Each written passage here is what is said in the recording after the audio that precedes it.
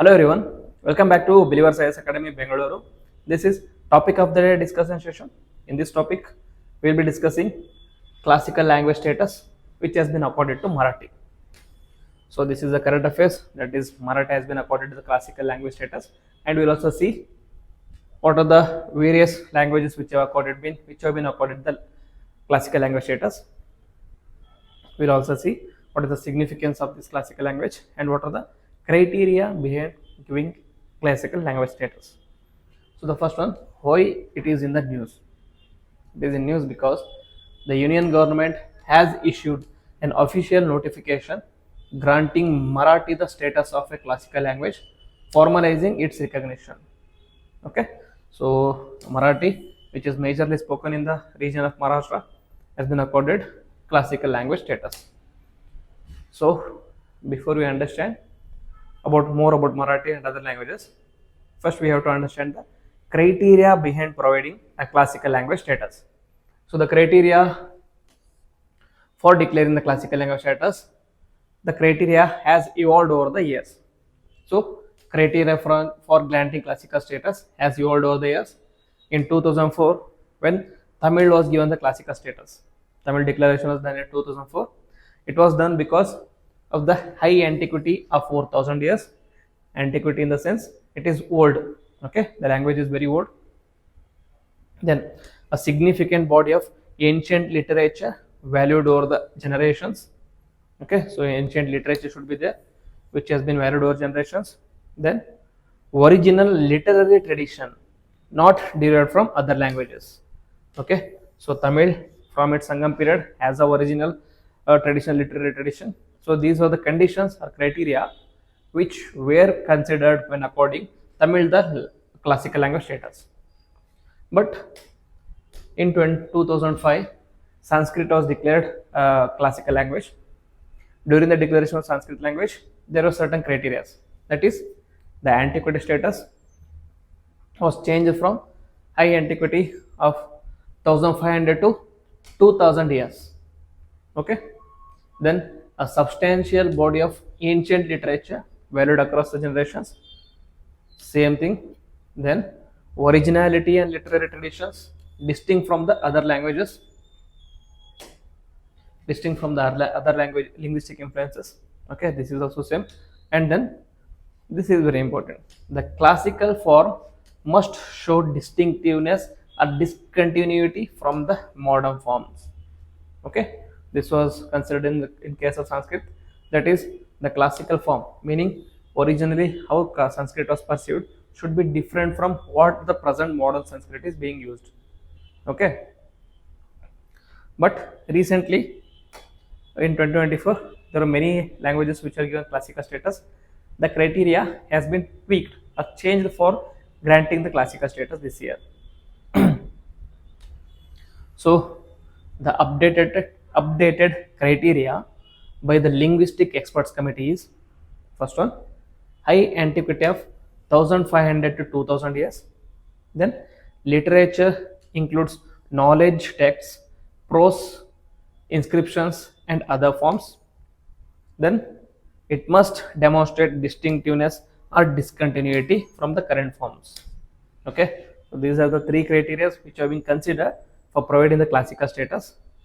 So according to this, how many of the Indian languages comes under the classical language status? First one is Tamil, Sanskrit, Telugu, Kannada, Malayalam, Odia, then Pali, Prakrit, Assamese, Bengali, as well as Marathi. All these languages are provided classical language status, and most recent one were the Pali, Prakrit, Assamese, Bengali and Marathi. Okay, so one prominent language which is missing here is Hindi. Okay, so Hindi doesn't have classical language status yet because it is not older than 1500 years, because the earliest linguistic traditions of Hindi was found in around 1200 AD when Prithviraj Rasa was written by Chandbarani. So that is the oldest, or that is the earliest form of Hindi evidence. That is why it is not being included. Now, so if you accord classical language status, what are the advantages? Okay, why is it significant that many countries, or sorry, many states are always demanding the classical language status for their own languages? So, what is the significance? Is it is significant because it is helps in preservation of historical roots. That is, it safeguards the language's cultural and literary heritage. Then, promotion of academic research. That is, it encourages research, translations, and scholarly work. Then, third one is global recognition. That is, it enhances the language's international presence in technology, academia, and global dialogue. And finally, it will provide government support. That is, it provides funding for preservation, research, and development of institutions. Okay, so there are various advantages that comes along with the according of classical language status. As a result, many of the states wish to include their own languages in the classical language status. Okay, then so Marathi has been included. Why the Marathi was included and what is the historical significance? First one is antiquity of Marathi. It is said to be over 2000 years of history, fulfilling the antiquity criteria. Earliest mentions are the references to Marathi in forms such as Maharashtri Prakrit, Jain Maharashtri, and Prakrit Marathi has been found in many inscriptions. Then epigraphical evidences, that is, there have been over 100 stone inscriptions, including the Naneghat caves inscription with commands in Marathi alongside Sanskrit benedictions. Then literary achievements, that is, works from the Yadava period, that is from 12th century to 13th century AD, include Leela Charitra, which is a biography of Chakradhara Swami. It was in 12th century, and Dhyaneshwara, which is a commentary on Bhagavad Gita by Saint Dhyaneshwara. Okay, so it is considered as the first book in Maharashtra, like Marathi language. So because of all these presences, okay, historical, epigraphical, and literary achievements, Marathi has been accorded with classical language status. So what were the efforts that led to the recognition of Marathi as the classical language? The efforts were, first one is Pathare Committee in 2023 and Sahitya Academy support.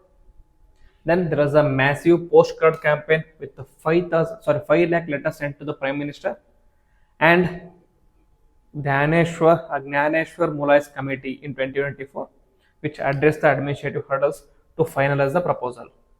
All these committees are related to according classical language status to Marathi. As a result, now Marathi enjoys the status of classical languages. Okay, so this topic becomes very important. There can be a question in prelims based on the classical language status. They can either ask a question similar to how many of the following languages are accorded with the classical language status, or they can also be a question about what is the criteria for according classical language status, or there can be a question related to which of the following advantages are accorded with classical language status. Okay, that is why this topic becomes very important. So if you like the video, then please hit the like button, comment on the video, and also share with your friends so that they also can make the benefit out of this video.